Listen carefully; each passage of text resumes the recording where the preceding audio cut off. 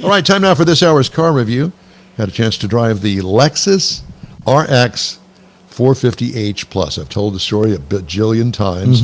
I really had no experience with Lexus until, well, this has probably the 1980s, early 2000s. You own one. I did, and it was an RX, a 350, and it was the original RX, and absolutely loved that thing. Anyway, this is not that. This is the brand new 2026 Lexus RX 450h Plus. So here are the trim levels: 350, 350h hybrid, 350 F Sport, 350h F Sport, 350 Luxury, 350h Luxury, 450h Premium, 500h F Sport, and the 450h Plus, which is what I had. Jeez. So I had the top of the line. Nanny, nanny, boo-boo. This is a PHEV. It's a hybrid. 5 seats. Exterior changes from last model year. Well, it was completely redesigned in 2023, so it's really, this design is only 3 years old. Exterior features include the oversized Lexus grille with squinty, high-mounted headlights, aero windshield, really laid back, upswept and side sculpting on it, really looks good, with some very nice wheels. It doesn't make any difference which trim level that you choose. There's going to be a wheel for that car specifically. Bustle butt rear. All right. With a built-in sunshade over the glass back there. This is a very unique looking vehicle, and that's part of the reason that I like it. It doesn't look like all the other SUVs out there. Overall design gets high marks. What could use improvement? Nothing. Keep it coming. Interior highlights: high zoot design that leans toward the minimalist look. In other words, you're not going to find a lot of buttons and switches in this. Standalone instrument cluster and a great big infotainment screen. Non-cluttered center console, read minimalist. Awesome upholstery and comfortable seating.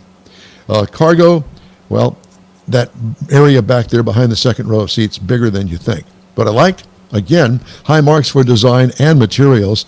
With that Mark Levinson sound system, it is top notch. What could use improvement? Like to see some instrument controls, like a volume knob. That would have been nice. Because what you wind up having to do is look at the screen, which takes your eyes off the road, which most people have their eyes off the road and into their phones. I think that a few more buttons would have been nice for some of the functions, but that's just me.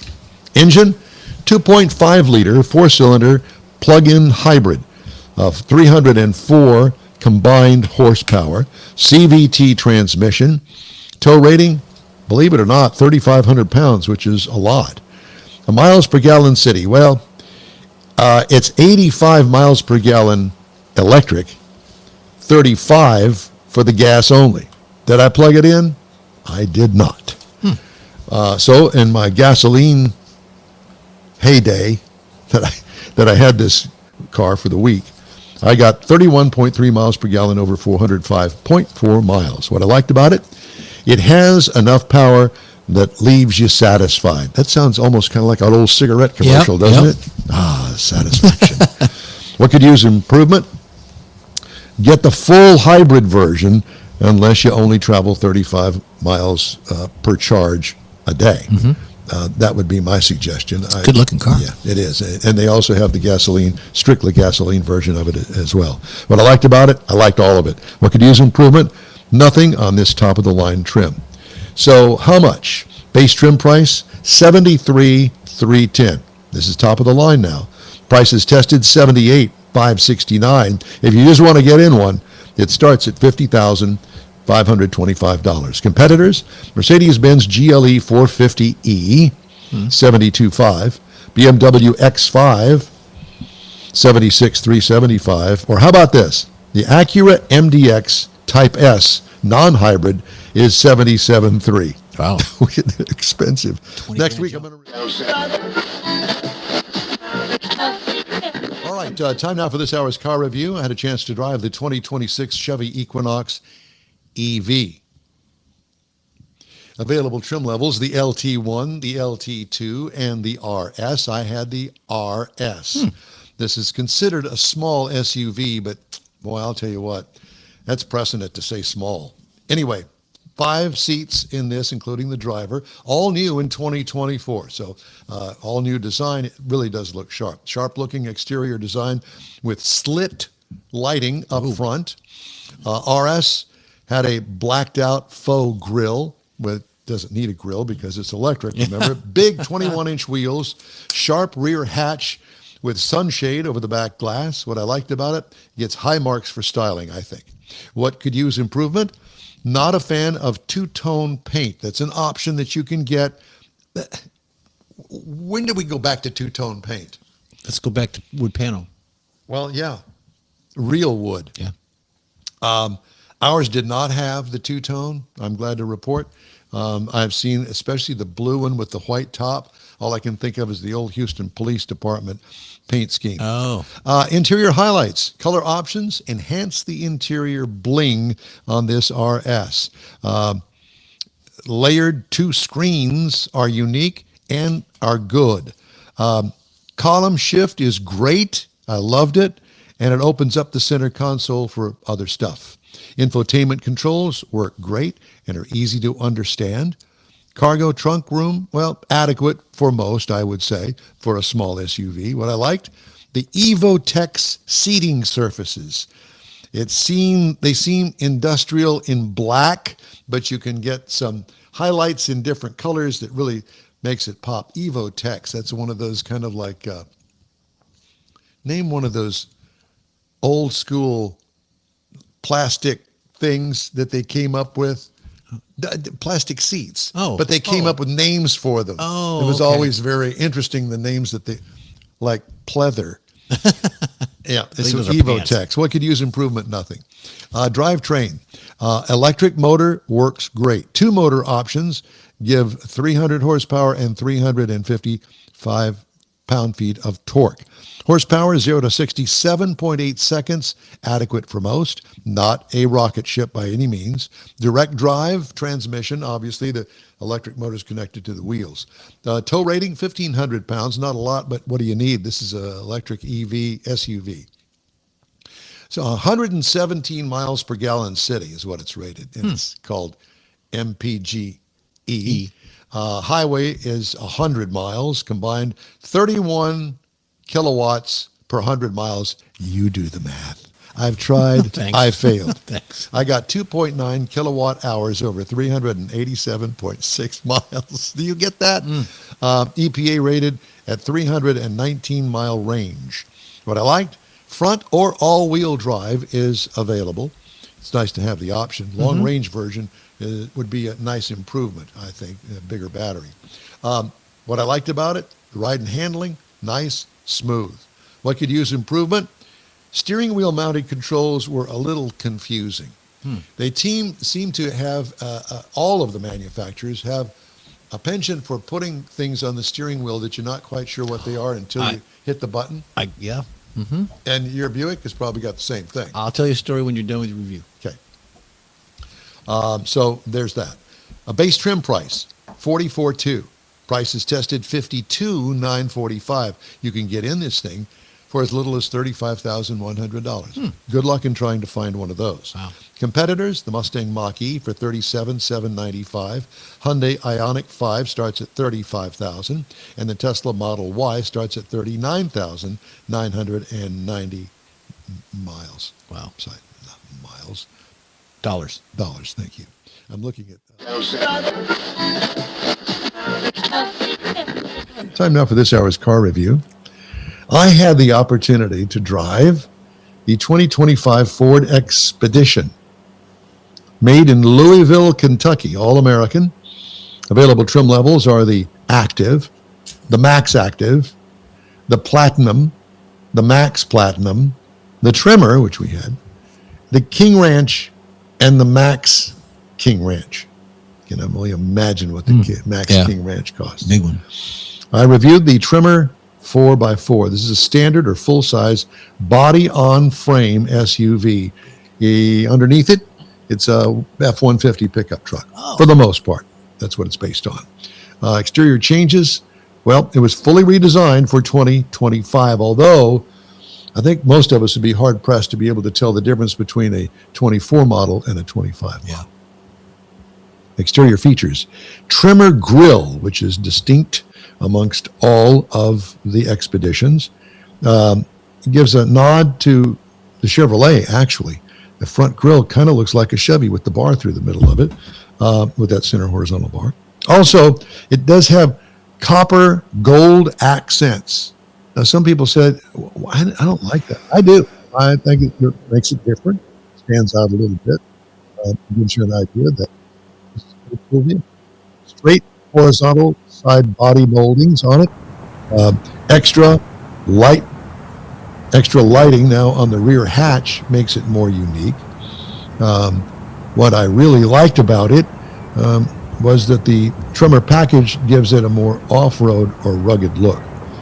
Not sure about the back hatch with the two-tone look for most of the Expeditions. You may have seen one or two of those. Kind of a piano black thing going on back there around the color that's on the car. Interior highlights, Trimmer stitching on the seat backs, comfortable seating throughout, easy access to the second and third rows. Yes, this is a 3-row vehicle. Sweeping driver display, love that. Plenty of cubbies throughout the cabin, and really electrical connections throughout as well. Cargo, adequate. With the third row seats up, it's just okay.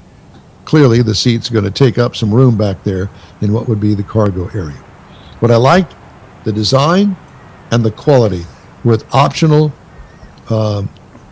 2-foot center screen. Wow. A 2-foot Wow. center screen. I did say that. What could use improvement? The steering wheel accessory controls are overcomplicated, and you've got to look at a screen to see what you're doing, which kind of defeats the purpose because you're supposed to be watching the road. Exactly. And it's not Ford's fault. They all do it. Mine does it too, because you make a mistake and you go oopsie on the steering wheel, and you're not where you want to be in the system. Yep. 3.5 liter high output EcoBoost V6, 440 horsepower, Wow. 510 pound-feet of torque, 10-speed automatic transmission with a tow rating of 9,000 pounds max, depending That's on a how you big got truck. it set up. It's huge. It's an aircraft carrier. Mileage, 15 miles per gallon city. I guess it's better than the V8, the old V8 that isn't available anymore, because I think it got 12 or 13. 22 on the highway for a combined of 18. I got 16.6 over 486.1 miles. What I liked about it, the power, not only in the horsepower, but the torque. What could use improvement? Obviously, fuel economy. I think this would be ripe for a hybrid. Or a diesel. Or a diesel. But it's funny because, they've tried diesels in these things before. Chevy did it. They've all done it when they get this big.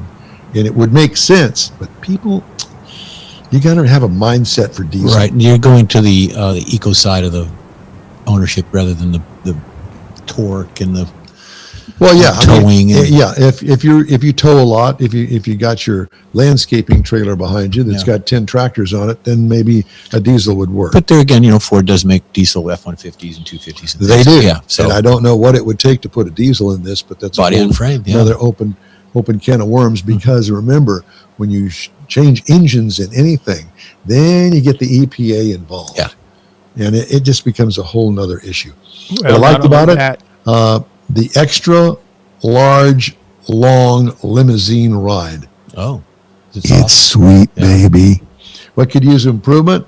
Steering radius is a little bit on the long side, but remember, it's about 100 feet long, so it's going to take you a little bit to get in that parking It's spot. the SS Trimmer, USS Trimmer. Yes, it's exactly right. Aircraft What could carrier. use improvement? The steering radius. All right, so here's the pricing for this. Uh-oh. The base trim price for the Trimmer is $83,945. Prices tested, $86,695. Probably most in the floor mats because you got to have about 15 of them. Base model price, $57,400. So you can get in one Yeah. Without floor mats. without the floor mats. Yeah, there's rubber flooring in it. $57,400. Okay, competitors. Well, you know what they are. Chevy Suburban 61.5 is where it starts. The Yukon XL, which is the Chevy's other brother, that's 69.9. And we threw in the Toyota Sequoia, although it's not quite as big. It starts at Well, off-roady, yeah. 62,425. Not as much sheet metal. Yeah. So you get a break on that. Yeah. Probably So- not as heavy either. Or less towing. Could be Yeah, less towing. yeah. And that is my review of the 2025 Ford Expedition.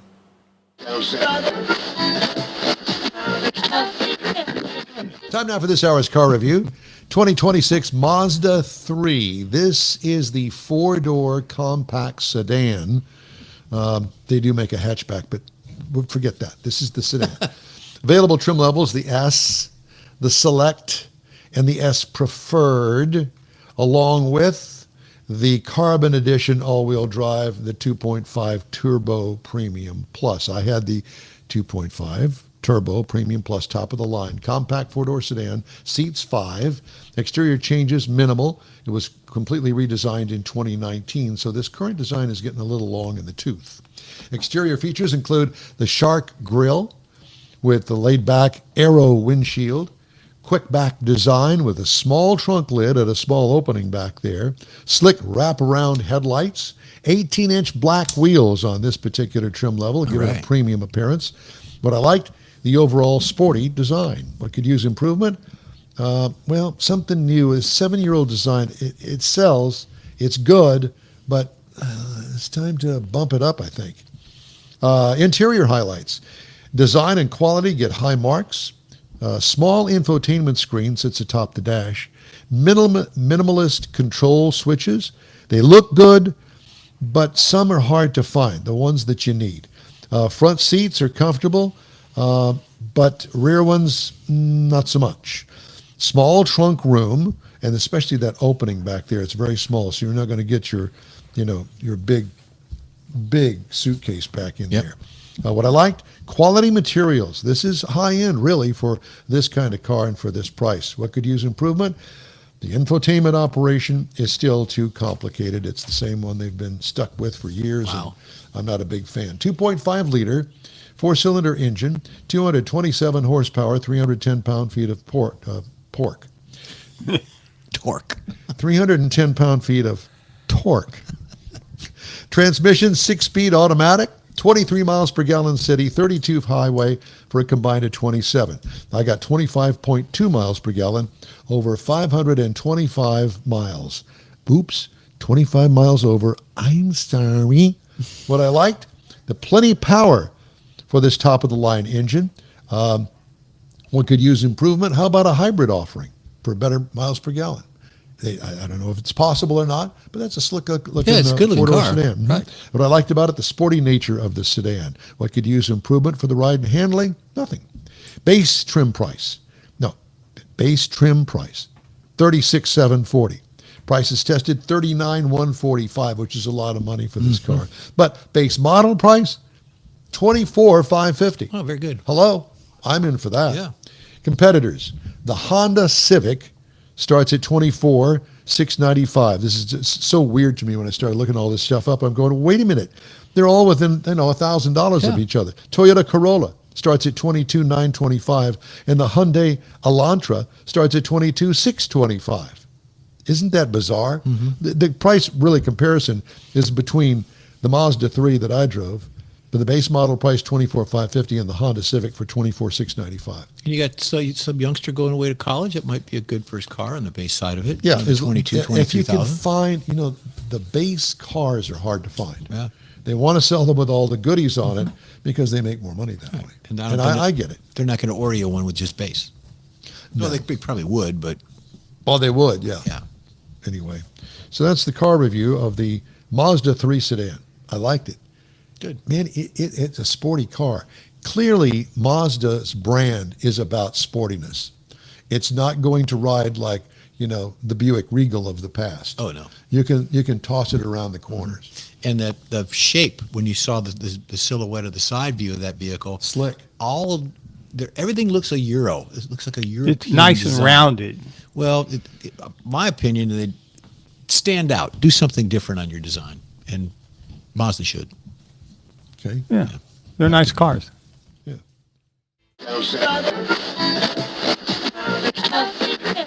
All right. Thank you. Time now for this hour's car review. I had an opportunity to drive something that's all new. All new. And it's the 2026 Subaru Uncharted. And you're thinking, well, heck, that looks pretty darn good. And it does. So it comes in these trim levels: Premium, Sport, and GT. I had the middle trim level, the Sport, and it was orange like that. It is considered a subcompact SUV, about the size of the Crosstrek. Seats including the driver, 5. All new for this year, as I mentioned.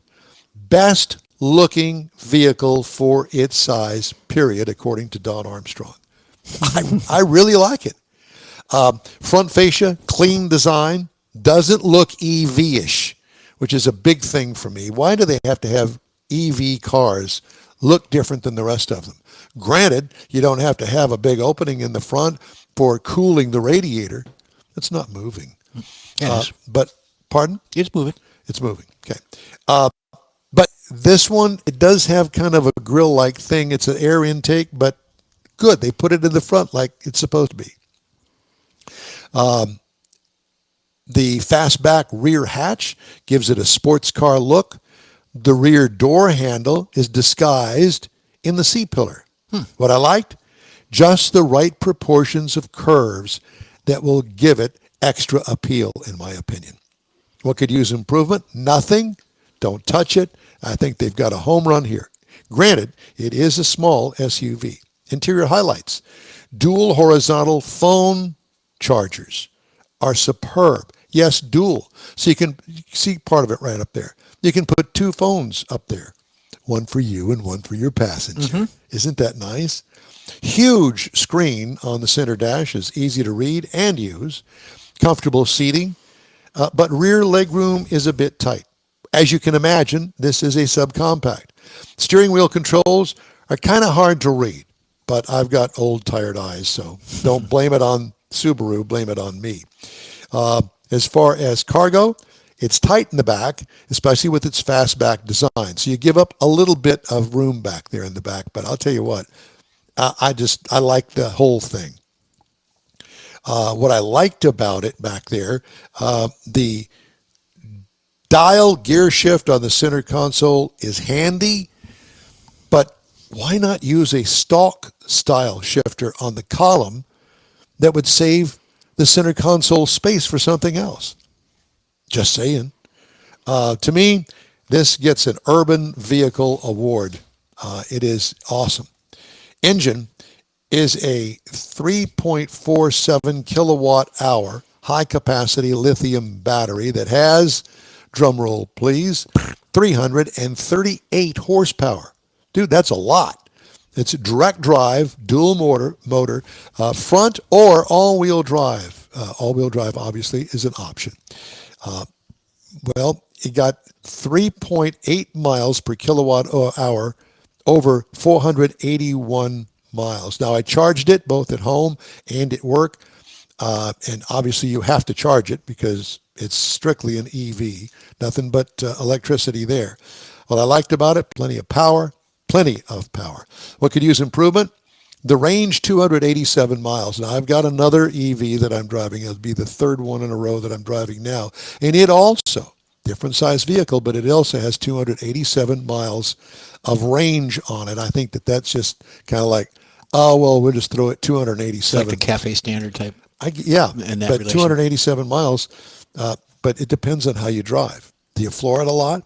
Do you drive it at high speed a lot? It ain't going to do 287 miles.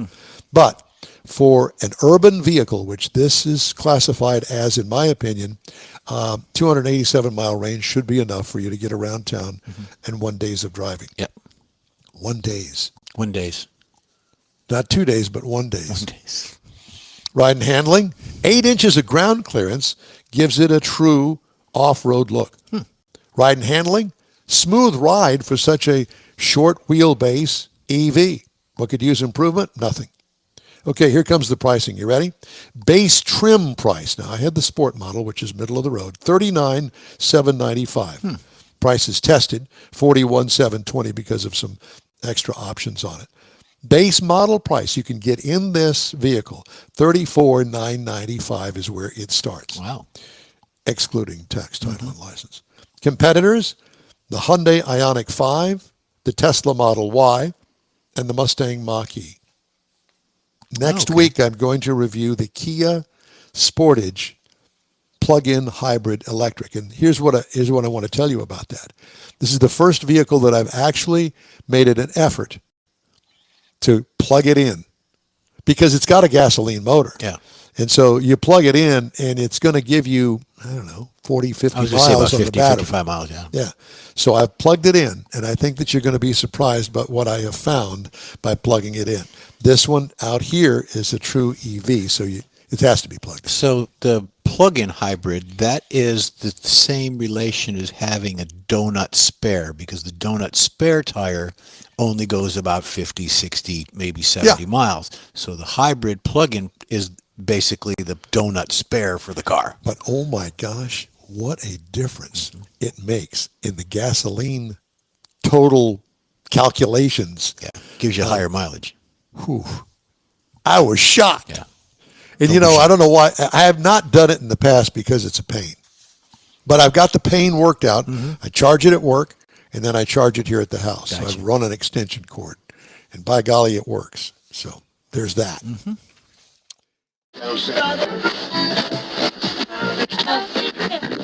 Time now for this hour's car review. 2026 Mazda 3. This is the four-door compact sedan. They do make a hatchback, but we'll forget that. This is the sedan.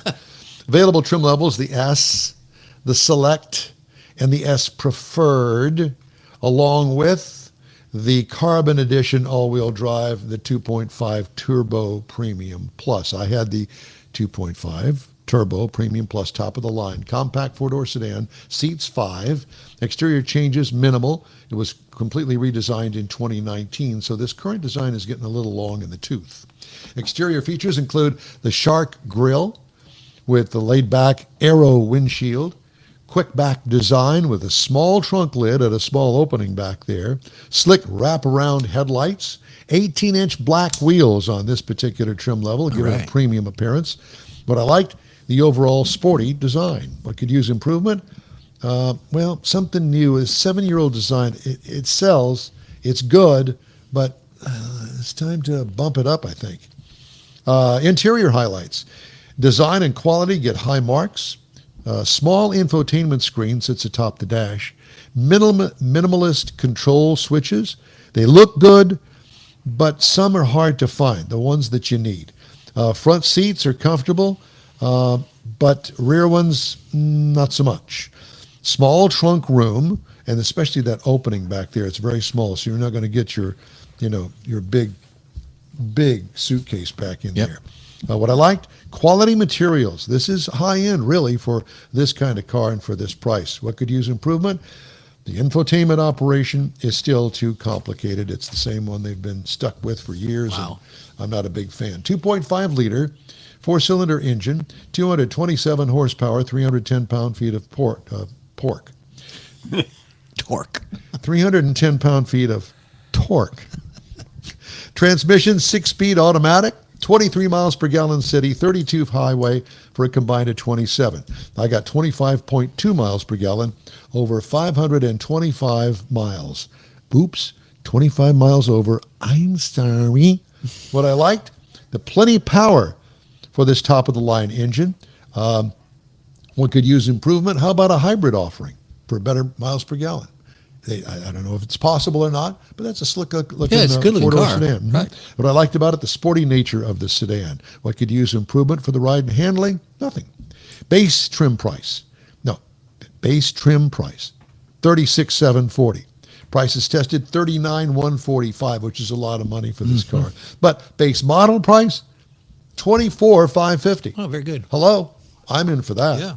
Competitors, the Honda Civic starts at $24,695. This is just so weird to me when I started looking all this stuff up. I'm going, wait a minute.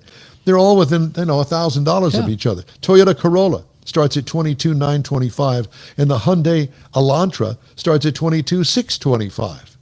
Isn't that bizarre? The price really comparison is between the Mazda 3 that I drove, for the base model price $24,550, and the Honda Civic for $24,695. And you got some youngster going away to college. It might be a good first car on the base side of it. Yeah, Maybe 22, if you can 23,000. find, the base cars are hard to find. Yeah. They want to sell them with all the goodies on it because they make more money that way. And And I get it. They're not going to Oreo one with just base. No, they probably would, but Well, they would, yeah. yeah. Anyway, so that's the car review of the Mazda 3 sedan. I liked it. Good.